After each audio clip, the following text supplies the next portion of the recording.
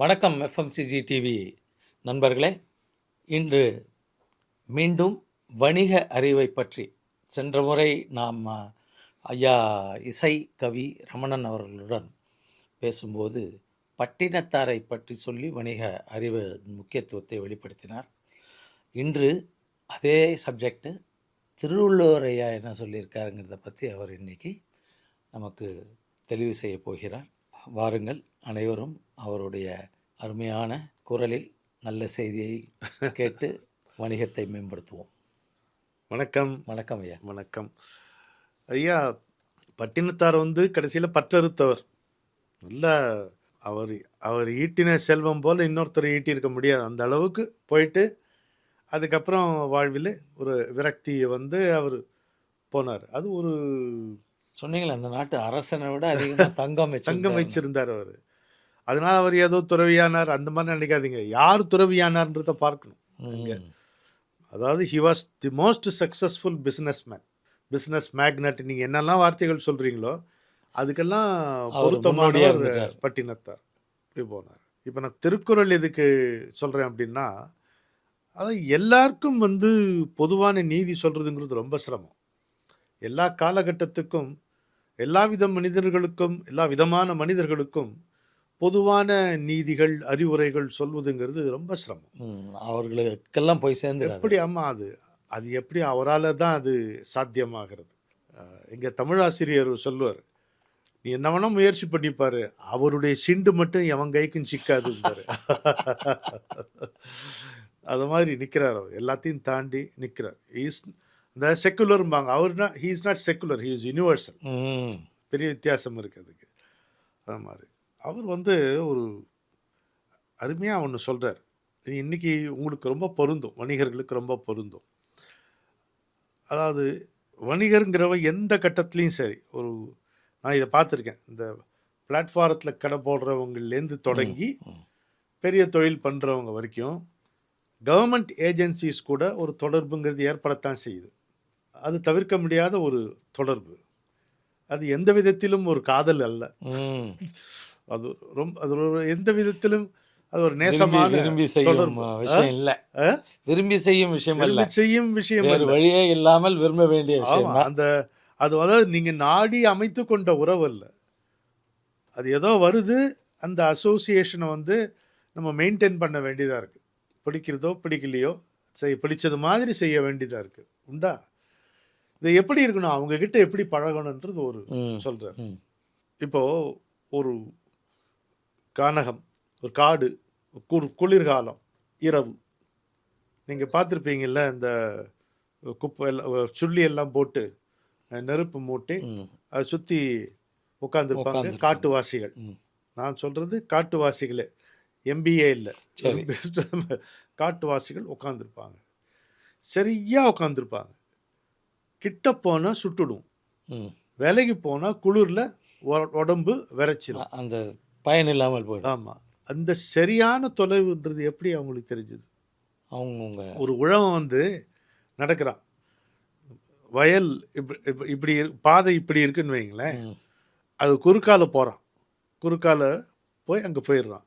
Any 2 sides of a triangle are together greater than the third side னு theorem படிச்சான் அவன். Correct. அந்த தேற்றம் தெரியுமா? தெரியாது. ஆனால் அந்த அறிவு அவனுக்கு இயல்பார். இதுதான் நேட்டிவ் இன்டெலிஜென்ஸ் அப்படின்னு சொல்லப்படுது. இந்த மண் சார்ந்து வருகின்ற அறிவு, மனிதனுக்கு வருகின்ற அறிவு. இப்போ இந்த குளிர்காயறதை பாருங்க, என்ன அழகாக உட்காந்து குளிர்காயிறாங்க, அழகாக இருக்கு. அவங்க குளிரில் அவங்களுக்கு கையை ஒன்றும் சுட்டுக்கல, நல்லா இருக்காங்க, பாட்டெலாம் பாடுறாங்க, ஆடுறாங்க, பாடுறாங்க. அப்புறம் அது அமைஞ்சப்புறம் வீட்டுக்கு போகிறாங்க. இது அவர்களுக்கு யார் சொல்லி கொடுத்தார்? இவர்கள் நமக்கு சொல்லுகின்ற ஒரு பாடம் ஒன்று இருக்குது. 2 விதமான பாடம். ஒன்று, உங்கள் அனைவரின் சார்பில் எவனோ ஒருவன் ஏற்கனவே விரலை அந்த நெருப்பில் விட்டு சுட்டு கொண்டிருப்பான். நீங்கள் ஒவ்வொருவரும் உங்களுடைய விரலை அதில் நீட்டி சுட்டுக் கொள்வானே, இது ஒரு பாடம். எவனோ ஒருவன் தேவையில்லாமல் விலகி குளிரில் நடுங்கி இருப்பான், நீங்கள் நடுங்குவானே, அவன் தான் நடுங்கி. நம்ம சார்பில் ஒருவன் நடுங்கி முடித்து விட்டான், நம் சார்பில் ஒருவன் நெருப்பிலே விரலை வைத்து சுட்டு கொண்டான், நாம் அதை செய்ய வேண்டாமே. ஒரு நல்ல பாடம், பிஸ்னஸ் லெசன் இருக்குமானா அதை நம்ம பயின்று கொள்ள வேண்டும் அப்படின்ட்டு இது வச்சுக்கலாம். ஆனால் வள்ளுவர் வந்து எப்படி இருக்கணும் இவங்க கூட, அதுக்கு உதாரணம் காட்டார். யார் கூட? கவர்மெண்ட் ஏஜென்சிஸ் கூட. ஓகே. ஆமாம், உங்களுக்கு வந்து அரசு நிர்வாகிகள், அரசு நிர்வாகிகள் உறவு எப்படி இருக்கணும்? ஆமாம், இன்ஸ்பெக்டர் வருவார். இந்த ஒரு ஷாப் வந்து ஷாப் ஆக்டில் இருக்கக்கூடிய அந்த சோதனைக்கு ஆஃபீஸர் வருவார். அவர் வரதே சோதனை தான். இது மாதிரிலாம் நிறைய இருக்கும்.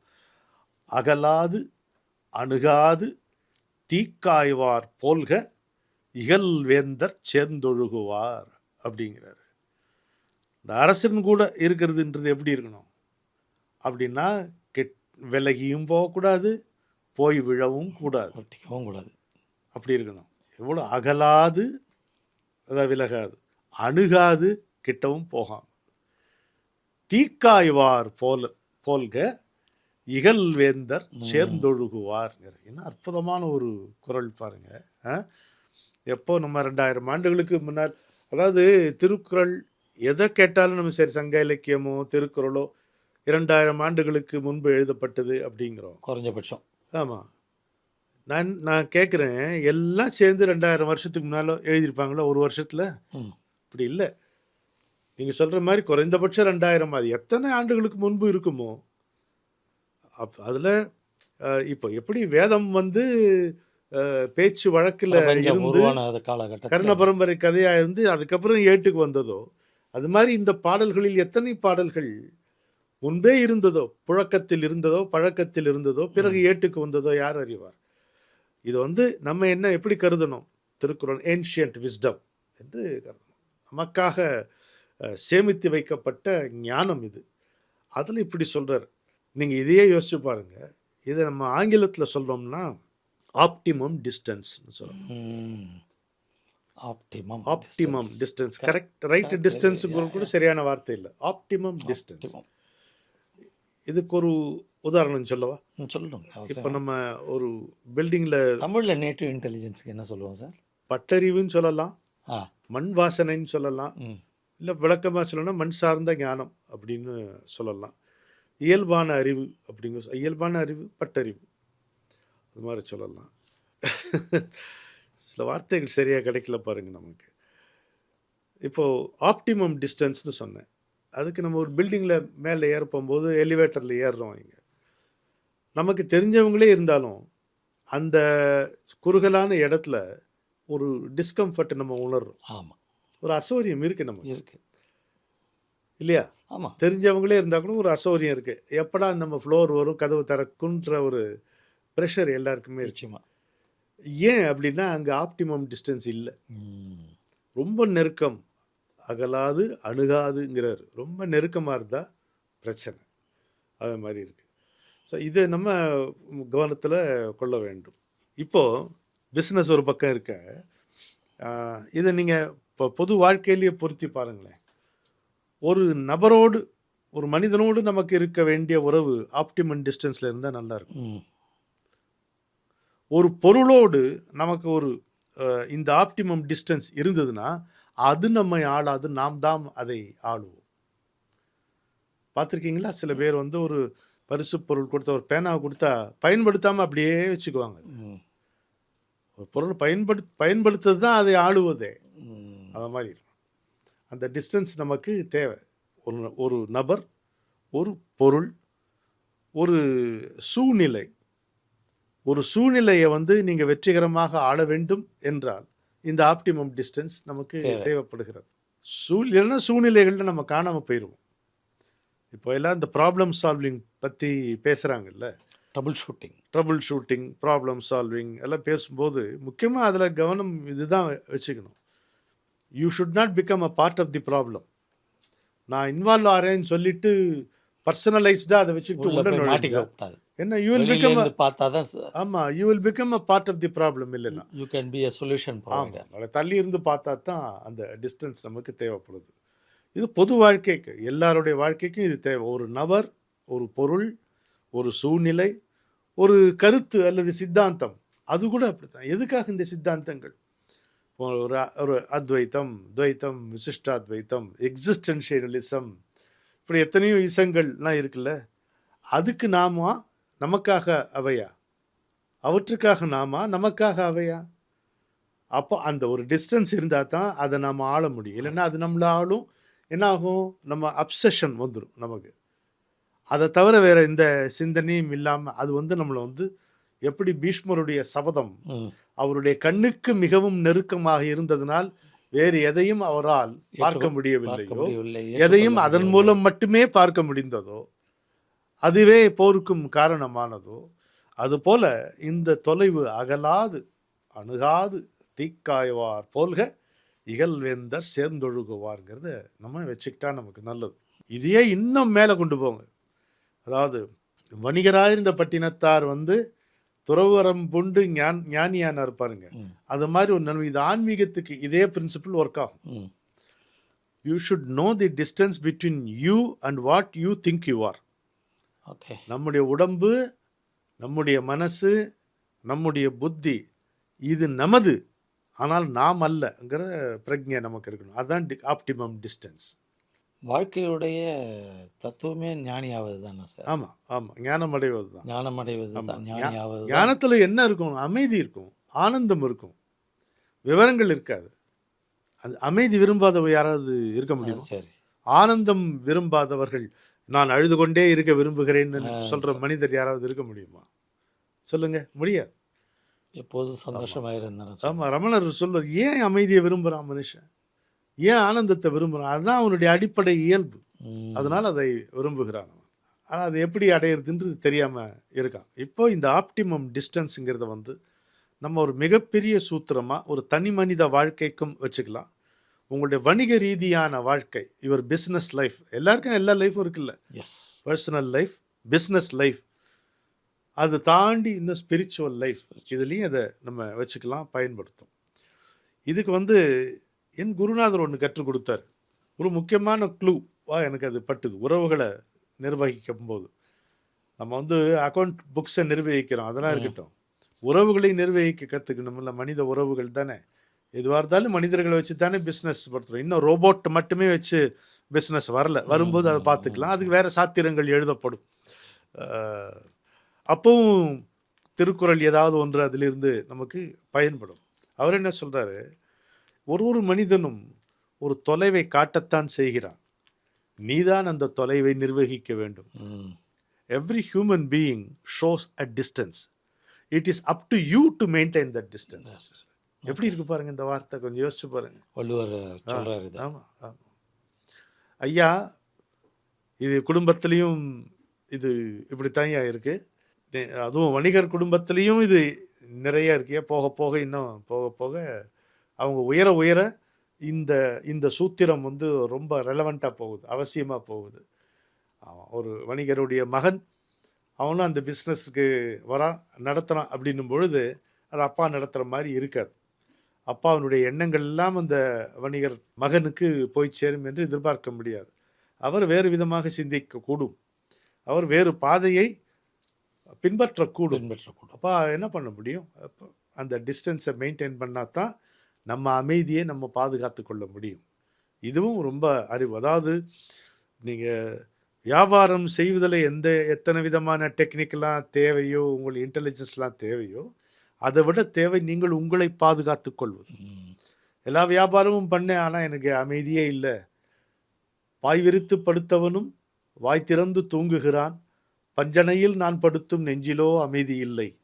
வண்ணமுத்து மண்டபமும் வைரநகை பஞ்சனையும் உன்னிடத்தில் நான் தருவேன், நிம்மதியை நீ தருவாய். கண்ணதாசன் ஒரு பாட்டு உண்டு, முத்து மண்டபம்னு ஒரு படத்தில். எப்படி இருக்கு பாரு, ஒரு பெரிய செல்வந்தர். பாரதியார் சொல்லியிருக்காரு சார் இது. ஏதாவது பாரதியார் தொழிலே செய்யாதேங்கிற, தொழிலே செய்யாத. ஆமாம், எதுக்கு நான் நாற்று நடாவிடினும் வயலை உழாவிடினும் இயற்கைங்கிறது நமக்கு கொடுக்கும், அதில் போய் விழாதேங்கிற மாதிரி சொல்கிறாரு. அவர் என்ன சொல்கிறாருன்னா, ரொம்ப ஒரு அருமையான பிரின்சிபிள் ஒன்று சொல்கிறார். சக்தின்றது என்னங்கிறது விளக்கம் சொல்லும்போது, துன்பமில்லாத நிலையே சக்தி, துன்பமில்லாத நிலையே சக்தி, தூக்கம் இலா கண் விழிப்பே சக்தி. எப்பவும் அலர்ட்டாக இருக்கிறது, அலர்ட்னஸ்க்கு சொல்கிறாரு. ஆமாம், அதெல்லாம் விட முன்பு நிற்கின்ற தொழிலே சக்திங்கிறாரு. ஒரு வேலை உன் முன்னால நிக்குது, ம் ஒரு கடமை, ம் அதனை செய்தே ஆக வேண்டும். அது பராசக்தின்னு புரிஞ்சுக்கோன்றார். அந்த வேலை தான் பராசக்திங்கிறார். அது செய்து முடிங்கிறார். The work which presents itself before you is Parasakthi herself அப்படிங்கிறார். அவ்வளோ அற்புதமான ஒரு வார்த்தை அது. முன்பு நிற்கின்ற தொழிலே சக்தி அப்படின்ட்டு.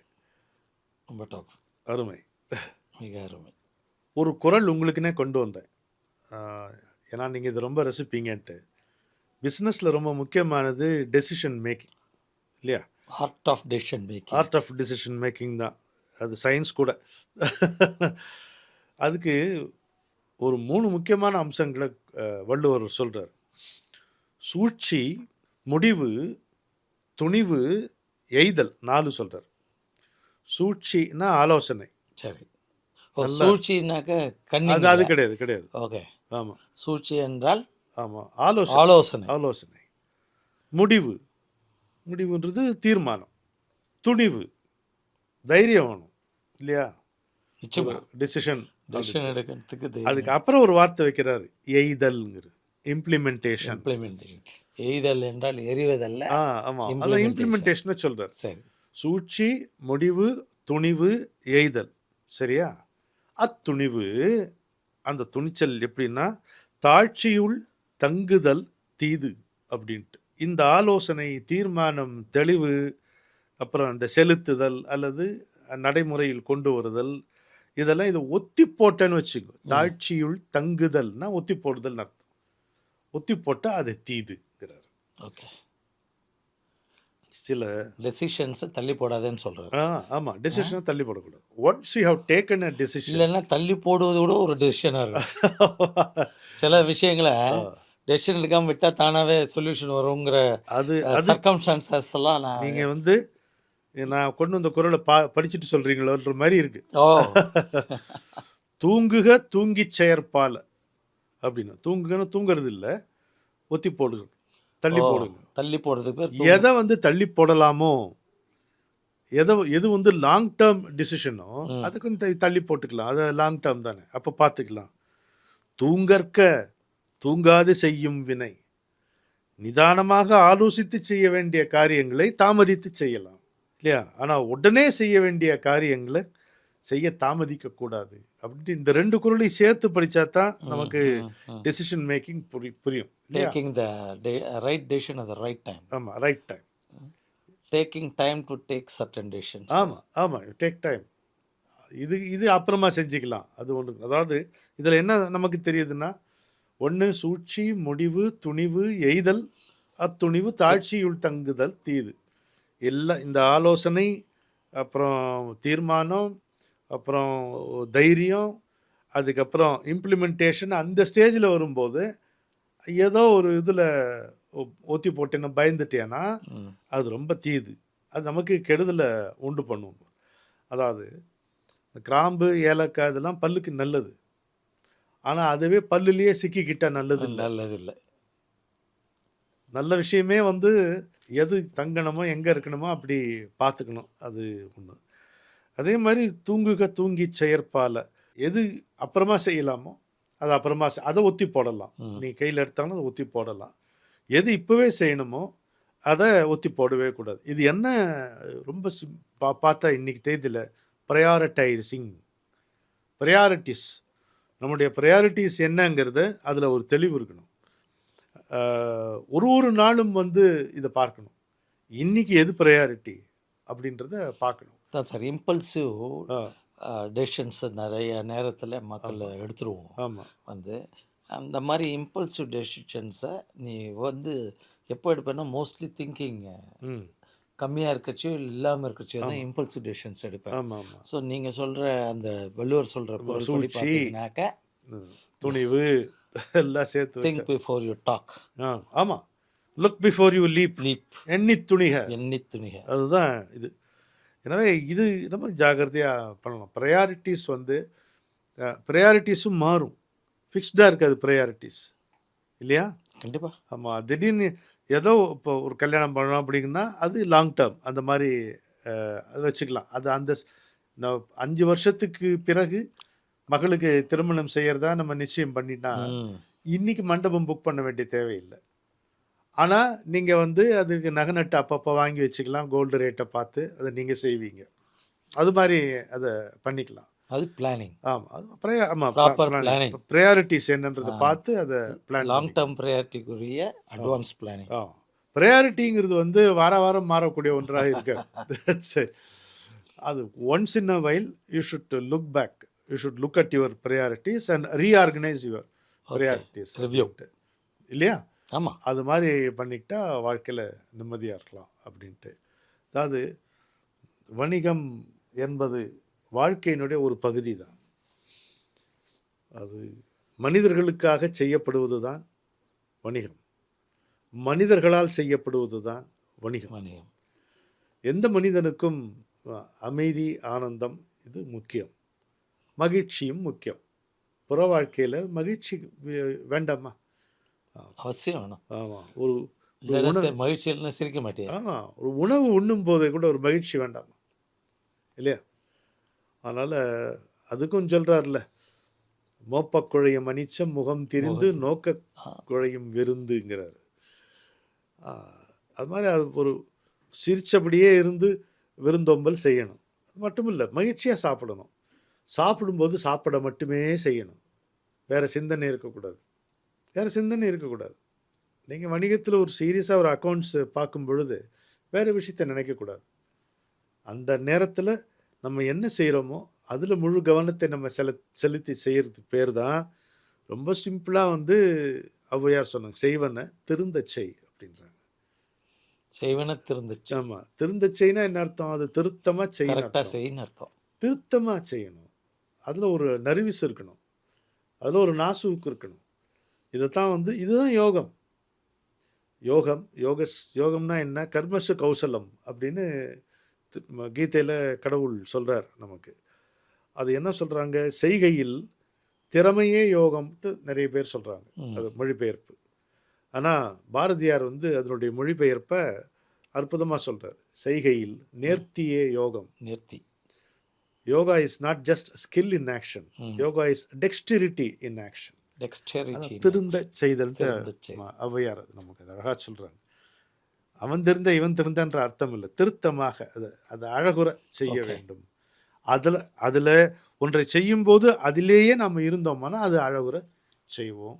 அதே மாதிரி ஆப்டிமம் டிஸ்டன்ஸை மெயின்டைன் பண்ணிக்கிட்டோம்னா, இது ரெண்டு சேர்ந்தோம்னா நம்ம வாழ்க்கை அழகாக. அற்புதமாக வந்து இன்னைக்கு குறள்களில் இருந்து இன்றைய வணிகர்களுக்கு தேவையான புரியக்கூடிய விதத்தில் நீங்கள் வந்து வெளிப்படுத்தினீங்க. மிக்க நன்றி. ரொம்ப நன்றி. மீண்டும் இதே நிகழ்ச்சியில் சந்தித்து நாம் வணிகர்களுக்கு மேலும் பயனுள்ள கருத்துக்களை பதிவு செய்வோம் என்று சொல்லி உங்கள் சார்பாக இசைக்கவி ரமணன் ஐயா அவர்களுக்கு வணக்கத்தை பாராட்டு.